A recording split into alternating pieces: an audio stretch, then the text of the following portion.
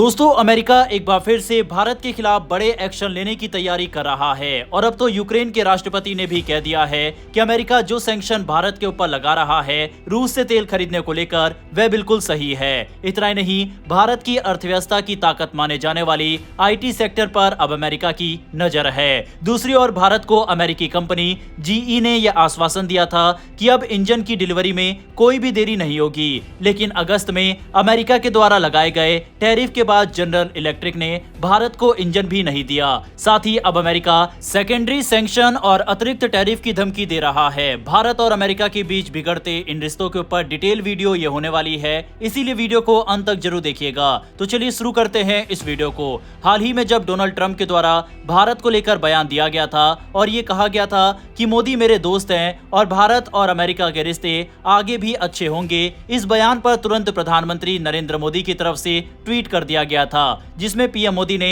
भारत और अमेरिका की दोस्ती और ट्रंप के साथ अपने अच्छे रिश्ते की बातें लिखी। उस समय हमने वीडियो में यह बताया था कि शायद ये जल्दबाजी है। भारत के अच्छे गेस्चर के बावजूद अब ट्रंप ने एक बार फिर से आंखें दिखाना शुरू कर दिया है। लेकिन इस समय सबसे बड़ा खतरा भारत का IT सेक्टर लंबे समय से देश की अर्थव्यवस्था की सबसे बड़ी ताकत माना जाता है। लेकिन पिछले कुछ दिनों से ये चर्चा तेज हो गई है कि डोनाल्ड ट्रंप भारत के IT सेक्टर पर भी प्रहार कर सकते हैं। जैसे उन्होंने भारतीय गुड्स पर भारी टैरिफ लगाए थे, वैसे ही अगर IT सर्विसेज पर टैरिफ लगा दिया गया तो भारत के लिए यह बहुत बड़ा झटका साबित होगा।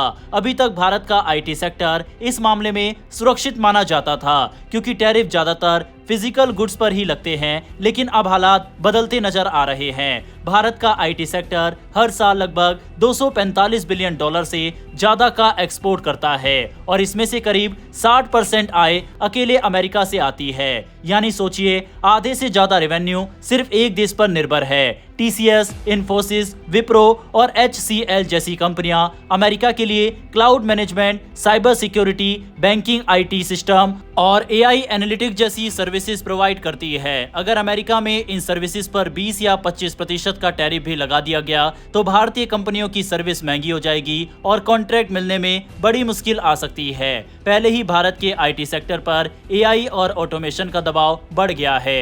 अमेरिका की कंपनियां कई काम अब खुद से कर ले रही है, जो पहले भारत को आउटसोर्स किया जाता था। इसके अलावा अमेरिका में महंगाई बढ़ने की वजह से वहां की कंपनियां IT पर खर्च घटा रही है। मतलब ये कि बिना टैरिफ के भी भारत का IT सेक्टर स्लो ग्रोथ का सामना कर रहा है और अगर टैरिफ लग गया तो हालात और बिगड़ जाएंगे। ट्रंप इस मुद्दे को पॉलिटिकल मैसेजिंग के तौर पर भी इस्तेमाल कर सकते हैं। वे अपने घरेलू समर्थकों को दिखा सकते हैं कि भारत से आने वाले वर्कर्स और IT कॉन्ट्रैक्ट्स की वजह से अमेरिकियों की नौकरियां छिन रही है। H-1B वीजा पर पहले ही उन्होंने सख्ती दिखाई थी और अब इस मुद्दे को आगे बढ़ाना उनके लिए फायदेमंद साबित हो सकता है। इतना ही नहीं, अमेरिका भारत पर दबाव बनाने के लिए IT सेक्टर को टारगेट कर सकता है ताकि भारत रूस से तेल और डिफेंस डील को कम करे। अगर भारत के IT सेक्टर पर सीधा टैरिफ लगाया गया तो इसका असर सिर्फ भारत पर नहीं बल्कि अमेरिका पर भी होगा। भारतीय IT सर्विसेज की वजह से ही अमेरिकी कंपनियां कम खर्च में बड़ी सर्विसेज दे पाती है। अगर कॉन्ट्रैक्ट महंगे हो गए तो अमेरिका की कंपनियों की लागत बढ़ जाएगी और वहां के लोगों पर भी इसका बोझ पड़ेगा।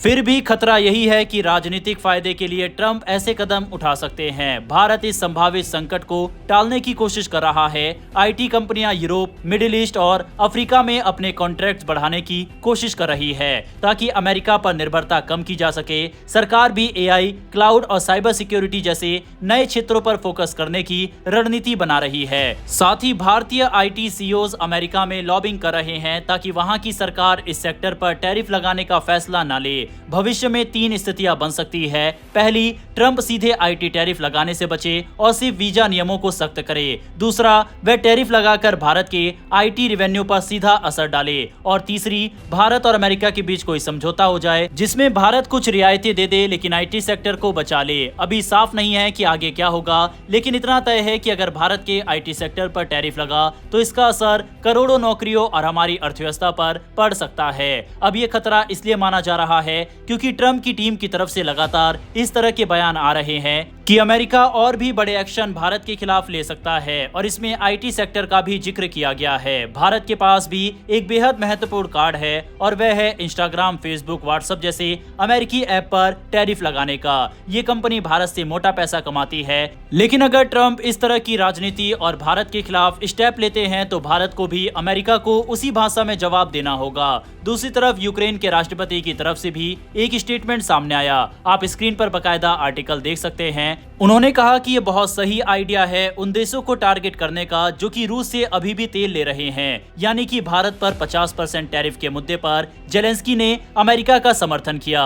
इसके अलावा भारत के लिए एक और बड़ा सरदर्द अमेरिकी इंजन बने हुए हैं। डेक्कन हेराल्ड की रिपोर्ट के अनुसार अमेरिकी इंजन निर्माता जनरल इलेक्ट्रिक ने अगस्त महीने में तय समय पर अपने F404 इंजन सप्लाई नहीं किए। अब तक जीई ने इस साल केवल 2 इंजन भारत को दिए हैं, पहला मार्च में और दूसरा जुलाई में। अगस्त तक और इंजन आने थे, लेकिन कंपनी तय समय सीमा पर खरा नहीं उतर पाई। अब जीई ने भारतीय अधिकारियों को भरोसा दिलाया है कि सितंबर से 3 से 5 इंजन उपलब्ध करा दिए जाएंगे ताकि देरी की भरपाई हो सके। F404 इंजन बेहद महत्वपूर्ण है क्योंकि इन्हीं पर तेजस मार्क 1A फाइटर जेट उड़ान भरते हैं। भारतीय वायुसेना ने 2021 में कुल 83 तेजस मार्क 1A विमानों का ऑर्डर दिया था, जिसकी कीमत लगभग 46,898 करोड़ रुपए है।